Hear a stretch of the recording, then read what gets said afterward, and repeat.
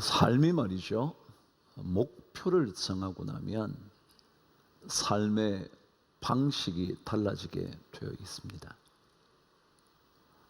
목표가 정해지면 삶의 방식, 삶을 살아가는 형태가 달라지게 되어 있습니다. 그 목표 때문에 그 목표를 생각함으로 인하여 우리의 사고방식이 목표로 향하게 되고, 그리고 그것 때문에 우리의 행동도 목표를 향해 움직이게 되어 있습니다. 모든 사람이 다 그렇습니다. 모든 것을 크기에 집중하고 생각하고 살펴보고 마침내 결단하고 선택하면서 살아가게 되어 있는 겁니다. 쉬운 예는 이렇습니다. 자동차를 생애 처음으로 사게 됐다 하십시다. 자동차 사야지 목표를 세우면 그때부터 자동차를 구입하는 그 목표를 위하여 삶을 정돈해 갑니다. 물론 돈이 너무 여유가 있어서 당장 가서 돈 주고 사면 그뿐인 사람도 있겠지만, 그럼에도 불구하고 대부분의 사람들은 그 목표를 위해서 그때부터 생활을 조금 절약하게 될 겁니다. 그 자동차를 구입하기 위해서 말입니다. 그것만이 아닙니다. 그때부터 자동차를 생각하는 겁니다. 우리 가정에 어떤 자동차를 사면 좋을까? 어느 정도의 가격이면 우리 가정이 감당할 수 있을까? 어떤 색상이면 좋을까? 어떤 자동차가 고장이 적을까? 유지비가 적게 들까? 온갖 생각이 그곳에 갈 겁니다. 그러다가 마침내 어느 정도의 경제적인 문제가 준비가 되면 그것을 실행에 옮길 겁니다. 그렇습니다. 모든 삶의 목표는 우리의 생각과 행동을 결정하게 되어 있습니다. 여러분, 그리스도인의 삶의 목표가 뭘까요? 여러분과 계속해서 읽어오는 이 말씀이요, 우리가 살아도 주를 위하여 살고 죽어도 주를 위하여 죽나니 그러므로 사나 죽으나 우리가 주의 것이로다. 이게 삶의 목표, 그리스도인의 삶의 목표입니다. 우리는 공부를 해도요, 주를 위하여 공부합니다. 그래야 합니다. 좋은 대학 가는 것이 목표이기도 하겠지만 그 궁극적인 목표는 나 주님 위해서 이 지식과 학벌을 사용할 거야. 돈을 벌어도요, 돈 버는 목표가 우리는 주님 위해서 버는 겁니다. 주님 위해 생명을 살리는 일에, 복음을 전하는 일에, 한 생명을 건지는 일에 이 돈이 쓰임되도록 땀을 흘려 수고하는 겁니다. 가르치는 자도 마찬가지입니다. 주님 위해서 가르쳐야 합니다. 내 지식을 자랑하는 것이 아니라 그들에게 예수를 증거할 수 있는 접촉점을 마련하기 위하여 가르치는 겁니다. 환자를 돌보는 의사라 할지라도요, 목표는 예수 때문에 그 일하는 겁니다. 육신을 고쳐주면서 생명의 예수를 전해보는 겁니다. 그것 때문에 해야 합니다. 그것이 우리의 목표입니다. 그래서 오늘 성경은 그리스도인의 삶의 목표가 정해진 사람들이 어떻게 삶의 현장에서 세부적인 삶의 결정을 하면서 살 것인가 한 예를 들어주는 겁니다. 주를 위하여 살고 주를 위하여 죽는다는 이 거대한 목표, 그 목표를 위하여 세부적인 삶의 모습은 어떠해야 되나 성경은 말해주고 있는 겁니다. 저와 함께 2절과 3절 말씀을 읽어 가겠습니다. 시작. 어떤 사람은 모든 것을 먹을 만한 믿음이 있고 믿음이 연약한 자는 채소만 먹느니라. 먹는 자는 먹지 않는 자를 업신여기지 말고 먹지 않는 자는 먹는 자를 비판하지 말라. 이는 하나님이 그를 받으셨음이라.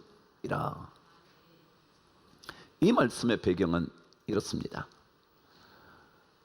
초대 기독교 시대에는요, 아직까지 기독교가 로마의 공식적인 종교가 되지 못했습니다. 그것은 300년이 지난 다음에 일어나는 일이었거든요. 그 전까지는 로마라는 이 제국은 그리스로부터 가져온 신들을 섬기는 다신 국가였습니다.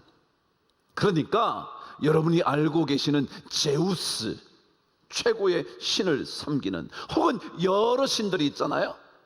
그 신들을 섬기는 국가였습니다. 근데 그런 국가에 한 원칙이 있었습니다.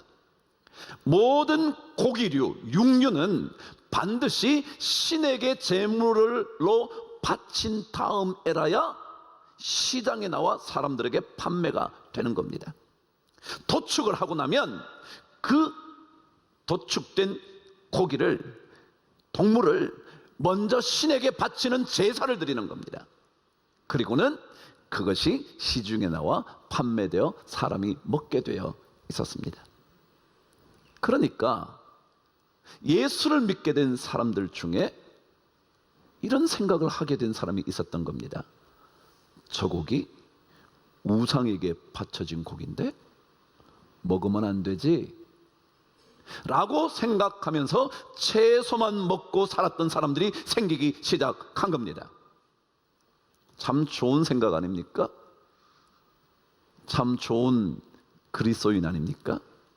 우상에게 바쳐진 재물 나 먹을 수 없지. 마치 다니엘처럼 우상, 다른 신에게 바쳐진 그 왕궁의 음식을 나는 먹지 못하겠다고, 저에게는 물과 채소만 주십시오 라고 말했던 것처럼 말이죠. 참 좋은 신앙인 아닙니까?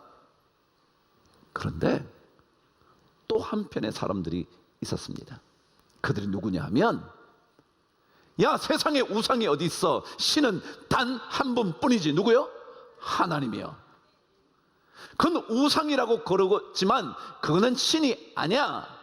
신이 아닌 것에 바친 물건 뭐 그게 중요해? 신은 한 분밖에 없는데. 신명기 4장 39절이 분명하게 말해 주잖아. 읽어보실래요? 시작. 그런즉 너는 오늘 위로 하늘에나 아래로 땅에 오직 여호와는 하나님이시요 다른 신이 없는 줄을 알아 명심해라. 그러지 않았냐고. 어디 이 땅에 다른 신들이 있냐고. 그건 신이 아니야. 그냥 사람이 만들어 놓은 신화에 불과한, 거기에서 얻어온 신이라고 말하는 것뿐이지 신이 아니야. 그러니 거기에 받쳐졌다 해서 거기에 신의 영이 머물지 않아 먹어도 돼. 틀렸나요? 맞나요? 맞죠. 성경 말씀대로 어디 세상에 신이 있습니까? 하나님 한 분밖에 없는데 말이죠. 그래서 사도 바울은 고린도전서 8장 4절에서 이렇게 말한 것이었습니다. 읽어보실래요? 시작. 그러므로 우상의 제물을 먹는 일에 대해서는, 시작, 우리가 우상은 세상에 아무것도 아니며 또한 하나님은 한 분밖에 없는 줄 우리가 안다. 맞잖아요. 그 우상은요 아무것도 아니에요. 저와 여러분이 만들어 놓은, 그래 놓고 섬기면서 신이라고 말하는 신도 아닌 신이거든요. 아니 신이라는 이름조차 붙일 수가 없거든요. 그러니까 그런 것에 바쳐졌다 그래서 그것이 신에게 드려진 제물이라고 말할 수 없지. 먹어도 무슨 상관이 있어? 하나도 틀린 것이 없는 겁니다. 저는 둘 다 좋은 믿음의 사람의 결정이었다 생각합니다. 근데 문제는 그렇게 서로 고백하는 사람들이 서로를 향하여 비판하고 업신여기기 시작했다는 겁니다. 고기를 먹어도 된다고 생각한 사람이 말합니다. 야, 그거는 우상에 불과해. 잘못 알고 있는 거야. 넌 아직까지 믿음이 약해. 무슨 신이 어디 있어? 하나님밖에 없지. 그러면서 막 업신여기는 겁니다. 또 한편의 사람들은 뭐라고요? 우상에게 드려 그래서 영이 머물지도 모르는, 그러니 우리가 조심해야 되지 않을까? 그러면서 오히려 먹는 사람들을 비판하기 시작했다는 것입니다. 문제는 믿음이 강하다고 생각하든 연약하다고 말하든 그 사람의 문제가 더 이상 아니라 서로를 향하여 비판하고 업신여기기 시작하는 겁니다. 우리가 그렇지 않나요? 쉽게 다른 의견에 대하여 우리는 비판하잖아요. 어떤 사람은요, 우리 교회에서 드려지는 찬양을 듣고 참 은혜 받았다며 우리 교회에 옮기기로 했대요. 근데 어떤 사람은 왜 이런 찬송을 부르냐고 라고 하는 사람이 있어요. 저는 두 분 다 틀린 것 하나도 없어요. 그분은 이런 찬송이 더 좋다는 얘기요. 어떤 분은 저런 찬송이 더 가슴에 와닿는다는 얘기요. 그러면 각자의 믿음의 길을 가면 됩니다. 근데 우리는 각자의 길을 가지 않고 꼭 남의 얘기를 끄집어내는 겁니다. 왜 그래? 왜 그런 찬송해? 왜 그렇게 해? 왜 그런 찬송이 은혜가 안 돼? 계속 비판하고 업신여기는 겁니다. 업신여긴다는 것은 언제나 내가 너보다 낫거든? 너 믿음은 아직까지 약한 거야. 그래가지고 어떻게 되겠어? 10년, 20년 믿은 사람이 어떻게 당신이 믿음의 사람이라고 말할 수 있어? 자꾸 말하는 거예요. 여러분, 신앙은요, 자기에게 주어진 길을 걷는 겁니다. 다른 사람을 들여다보는 게 아닙니다. 고기를 드시면 드십시오. 채소만 드시려거든 드십시오. 그냥 드시면 됩니다. 그걸 가지고 왜 너는 채소만 먹어? 아니 왜 너는 고기를 먹어? 말할 것 없습니다. 갈라디아서 6장 4절은 이렇게 기록하고 있습니다. 저와 함께 읽어보시죠. 시작. 각각 자기의 일을 살피라. 자기의 일을 살피라. 자기 일, 자기 일. 나는 아무리 생각해도 그거 안 하는 게 좋겠어. 하지 마십시오. 해도 되겠다? 하십시오. 그러나 남을 비판하거나 비난하거나 저주하거나 마침내 정죄하지 마십시오. 그리고 업신여기지 마십시오. 고기를 먹는 것이나 채소를 먹는 것이나 그것은 아무것도 아닙니다. 드시면 됩니다. 안 드셔도 됩니다. 그런데 우리는 끊임없이 이 일 때문에 갈등하고 있는 거예요. 로마의 교회에서뿐만 아니라 고린도에 있는 교회에서도 동일하게 그 문제가 있었기 때문에 사도 바울은 고린도전서 8장에서 그렇게 말한 겁니다. 우상의 제물에 내가 할 말이 있어. 얘기를 한 겁니다. 우리는 믿음의 길을 각자가 걸어가는 겁니다. 어느 누구의 믿음의 길을 살펴보고 있지 말아야 합니다. 내 길을 살펴야 합니다. 여러분 한번 보세요. 우리가 로마서에서 이렇게 들어왔습니다. 선으로 악을 이겨라 그랬죠? 악으로 악을 갚지 말고 선으로 악을 이기라 그랬습니다. 자, 여러분, 선을 행했습니다. 악이 없어지나요? 안 없어집니다. 어쩌시겠습니까? 여러분, 악한 사람은요 계속 악을 행합니다. 우리 어쩌야죠? 우리는 계속 뭐 해야 됩니까? 선을 행해야 합니다. 그것 때문에 억울해할 것도 없습니다. 그 사람을 설득하려고 그럴 필요도 없습니다. 우리는 선의 길을 걸으면 됩니다. 믿음의 길을 끝까지 걸어가면 됩니다. 근데 우리는 계속 딴짓만 하는 거예요. 누군가는 그렇게 말하더군요. 남의 흠결만을 찾기 위하여 몸부림치는 사람보다 더 불행한 사람은 없다. 남의 것을 계속 보는 거예요. 저 사람은 고기를 먹나 안 먹나, 담배를 피우나, 술을 마시나 안 마시나. 여러분 길 걸으세요. 걸어가시면 돼. 성경이 그러니까 말이죠. 고기를 먹든 채소를 먹든 여러분의 길을 걸어가십시오. 큰 그림을 그리고 나면요, 자잘한 문제는요 아무것도 아니에요. 큰 진리를 깨닫고 나면요, 그거 아무것도 아니에요. 그냥 믿음 안에서 살다 보니 이건 안 하는 게 좋겠는데, 이런 말은 삼가하는 게 좋겠는데, 내가 조심해야지. 각각 자기의 일을 살피는 것입니다. 저는 아내에게 모든 것 다, 쬐끄만 것, 사소한 것은 다 맡깁니다. 집을 산다든지 자동차를 산다든지 다 맡깁니다. 쬐끄만 것들은. 저는 큰 것만 생각합니다. 세계 평화를 어떻게 이룰 수 있을까? 남북 통일을 어떻게 하면 될까? 저는 이것만 생각합니다. 그래, 여러분, 작은 거 너무 신경 쓰지 마셔. 정말 믿음의 사람으로 믿음의 길 잘 걸어가야지. 그것에 의하여 여러분의 삶을 결정해 가는 겁니다.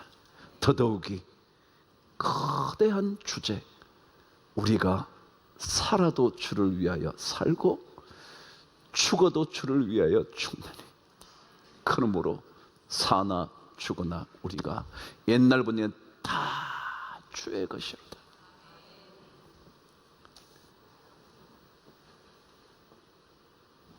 신앙생활은 남을 쳐다보면서 그에게 흠결을 찾으려고 눈을 부릅뜨는 인생이 아닙니다. 오히려 자신을 향하여 믿음의 눈을 부릅뜨고 내가 믿음의 길을 걷는 겁니다. 누가 어떻게 걷든지, 누가 어떤 선택을 하든지 나는 믿음의 길을 걷겠다. 그것이 사도 바울이 들려주고 싶었던 그리스도인의 삶의 길이었습니다. 어떤 길을 걸을까? 남의 인생을 쳐다보고 살면 자신의 믿음의 길 못 걷습니다. 그냥 좋은 믿음의 길을 끝까지 가십시오. 그러다 보니까 비판과 없이는 끊임없이 남을 거부합니다. 당신은 안 돼. 당신 그러면 안 돼. 그러니까 하나됨을 이루지 못하는 겁니다. 지엽적인 문제가 거대한 흐름을 막는 겁니다. 하나님이 다 받으셨습니다. 여러분도 받을 준비되어 있으면 받으시고요, 그렇지 않으시다면 비판하거나 업신여기지 마십시오. 업신여긴다는 것은 언제나 남을, 내 자신을 높은 데 두고 남을 평가하는 겁니다. 내가 더 높다는 거예요. 내가 이미 높은 자리에 있기 때문에 당신을 이렇게 말하는 거야 라고 말하는 것입니다. 높아지지 마십시오.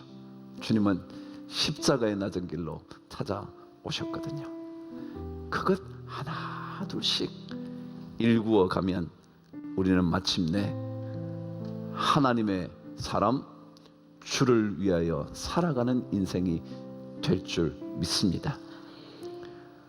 비판하다라는 단어를 지난 시간에 알려드렸습니다. 의미는 이러했다 그랬습니다. 눈을 부릅뜨고 상대방에게서 나와 다른 점이 무엇인가를 밝혀내어 마침내 비난하고 저주하고 그래서 정죄하는 것, 그게 판단이었다, 비판이었다 그랬어요. 지난 시간에는 믿음이 강한 자가 믿음이 연약한 자를 비판해서는 안 된다 그랬는데, 오늘 말씀을 읽으면 믿음이 연약한 자가 오히려 믿음이 강하다고 말하는 그 사람을 또한 비판하는 겁니다.